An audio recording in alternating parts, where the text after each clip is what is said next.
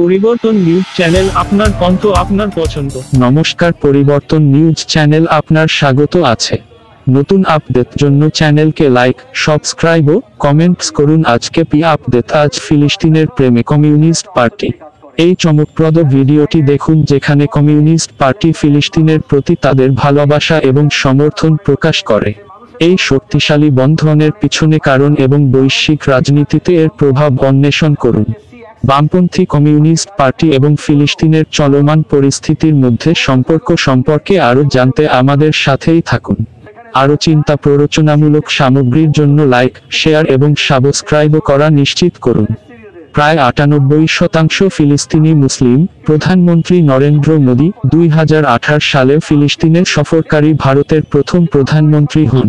১৯৪৮ সালে ইসরায়েলি রাষ্ট্র এখানকার বেশিরভাগ এলাকায় প্রতিষ্ঠা হয়েছিল। ফিলিস্তিন রাষ্ট্র পশ্চিম তীর এবং গাজা উপত্যকা দাবি করে। এর প্রশাসনিক কেন্দ্র বর্তমানে রামাল্লায় অবস্থিত। ফিলিপাইনের বিভিন্ন সমাজেও হিন্দু ধর্ম প্রচলিত ছিল। Indo Philippine Textile Mills Incorporated Indofil প্রতিষ্ঠা হয়, যা তখন দেশের বৃহত্তম ভারতীয় বিনিয়োগ। ইন্দোফিল বর্তমানে ২০০০ ফিলিপিনো কর্মী নিয়োগ করে এবং ফিলিপাইনের অভ্যন্তরীণ চাহিদার ৪০% সুতার সরবরাহ করে। কমিউনিস্ট পার্টি সর্বদা বিশ্বজুড়ে নিপীড়িত জনগণের সাথে একাত্মতা প্রকাশ করেছে। শ্রমিকদের অধিকার থেকে শুরু করে সামাজিক ন্যায়বিচার পর্যন্ত তারা সমতার জন্য লড়াইয়ে এগিয়ে রয়েছে। তবে একটি কারণ যা তাদের হৃদয়ে একটি বিশেষ স্থান রাখে তা হল ফিলিস্তিনি জনগণের সংগ্রাম। দলটি ফিলিস্তিনি জনগণের আত্মনিয়ন্ত্রণের অধিকার এবং দখলদারিত্বের বিরুদ্ধে তাদের সংগ্রামে বিশ্বাস করে।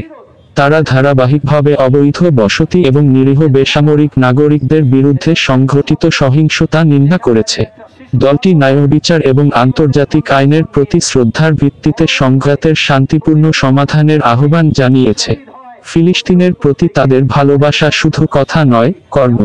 তারা বিক্ষোভ সংগঠিত করেছে, সচেতনতা বৃদ্ধি করেছে এবং এই অঞ্চলে মানবিক প্রচেষ্টাকে সমর্থন করেছে। ন্যায়বিচারের প্রতি কমিউনিস্ট পার্টির প্রতিশ্রুতি কোনো সীমানা জানে না এবং প্যালেস্টাইনের প্রতি তাদের ভালোবাসা নিপীড়িতদের সাথে তাদের অটল সংহতির প্রমাণ। ডাইরেক্টলি বলবে কোথায় প্যালেস্টাইনে কি হচ্ছে, কলকাতায় কেন রাস্তা জুড়ে মিছিল হচ্ছে। আরে দেশে যখন স্বাধীনতা আন্দোলন হচ্ছিল, আমরা গোটা বিশ্বের মানুষের কাছে এই নৈতিক সমর্থন চেয়েছিলাম, রাজনৈতিক সমর্থন চেয়েছিলাম। তখন সান ফ্রান্সিসকো থেকে লন্ডন পর্যন্ত তারাও কিন্তু ভারতীয় স্বাধীনতার জন্য তারা তাদের পক্ষে দাঁড়িয়েছিল। আজকে কিউবার উপরে যখন আক্রমণ হয়, সবাইকে আমাদের জবাব দিতে হয়। আজকে আমাদের দেশের উপরে যখন গণতন্ত্রের উপর হামলা হয়েছিল, গোটা বিশ্ব জুড়ে তারা সোচ্চার হয়েছিলেন এবং এটাই হচ্ছে আন্তর্জাতিক সংহতি। আপনারা এটা জেনে রাখুন, গত পরশুদিন দুজন পাইলট, ইসরায়েলি পাইলট, তাদের নিয়ে যেতে হবে, সমর্থন নিয়ে বোমবার্ড করতে হবে প্যালেস্টাইনের উপরে। বলেছে রাফাটাকে শেষ করে দিতে হবে, রাফাতে করতে হবে। তারা রাজি হয়নি। এবং গতকাল আরো ৪ জন পাইলট তারা বলেছে আমরাও যাব না। তাই রাত্রিবেলা আমার বিদেশি চ্যানেল দিকে থেকে এগুলো বার করার সুবিধা হয়। তো তাই আমি বলবো ৬ জনের কথা একদম কনফার্ম। তারা বলেছে আমরা চাকরি করবো না, চাকরি ছেড়ে দেবো। ইসরায়েলের লোক, ইসরায়েলি। যদি এটা সম্ভবপর হয় তাহলে আমরা কেন বড় আকারের, আরো বড় আকারের আমরা ইসরায়েলি হামলার প্রতিবাদে সোচ্চার হতে পারবো না? আজকে শুরু হলো, এটা তো শেষ নয়।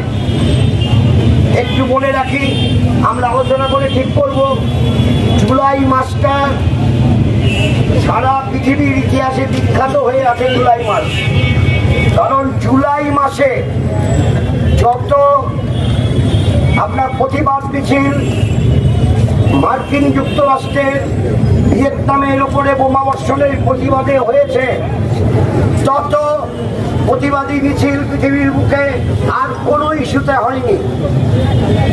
আমেরিকার সমস্ত শহরে হয়েছে, সমস্ত ইউনিভার্সিটি ক্যাম্পাসে হয়েছে।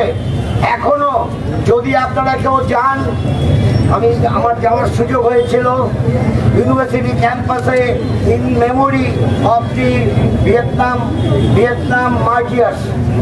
একটা ছাত্ররাই করেছে, এটা বার্কলে ইউনিভার্সিটিতে, এরকম অসংখ্য করেছে।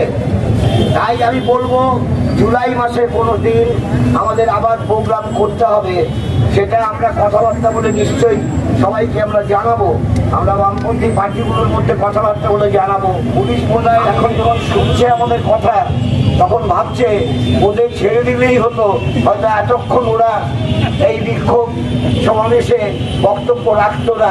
পুলিশ ভাবছে আমরা কখনো চৌরঙ্গিকে কোলাপ করতে চাই না, পুলিশ চৌরঙ্গিকে কোলাপ করেছে, আমাদের জন্য কোলাপ হয়নি, পুলিশের জন্য হয়েছে।